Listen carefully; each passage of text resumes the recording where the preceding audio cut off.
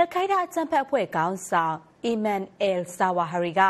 အိန္ဒိယတိုက်နိုင်ငံတချို့မှာအစ္စလာမ်အစွန်းရောက်လှုပ်ရှားမှုတွေဖြန့်ကျက်လှုပ်ဆောင်သွားမယ်လို့ပြောဆိုလိုက်ပါတယ်။ فإني أزف إلى المسلمين في العالم عامة وفي شبه القارة الهندية خاصة နဲ့ကျေးဇူးတော်တွေကြောင့် Qaidat al-Jihad အဖွဲ့တစ်ခုထူထောင်လိုက်ပြီးဆိုတဲ့အကြောင်းနဲ့ဒီအဖွဲ့ကိုတော့အိန္ဒိယတိုက်မှာရှိတဲ့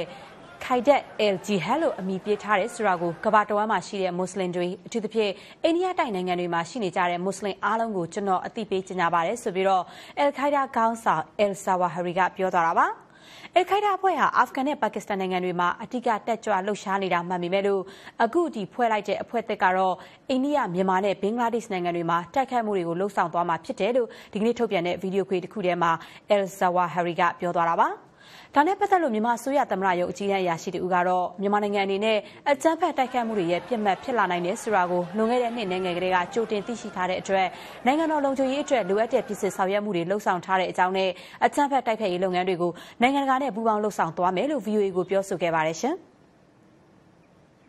အီရတ်နိုင်ငံမှာပြည်ခဲ့တဲ့ဇွန်လကစစ်စခန်းတစ်ခုကိုအစ္စလာမစ်အစွန်းရောက်အဖွဲ့ ISIS ကဝင်ရောက်တိုက်ခိုက်ခဲ့တာမှာသေဆုံးသူအီရတ်စစ်သား990လောက်ရှိခဲ့တဲ့အကြောင်းတပ်တွေထောက်ထားသစ်တွေရရှိထားတယ်လို့လူခွင့်ရေးစောင့်ကြည့်ရေးအဖွဲ့ Human Rights ကပြောလိုက်ပါတယ်။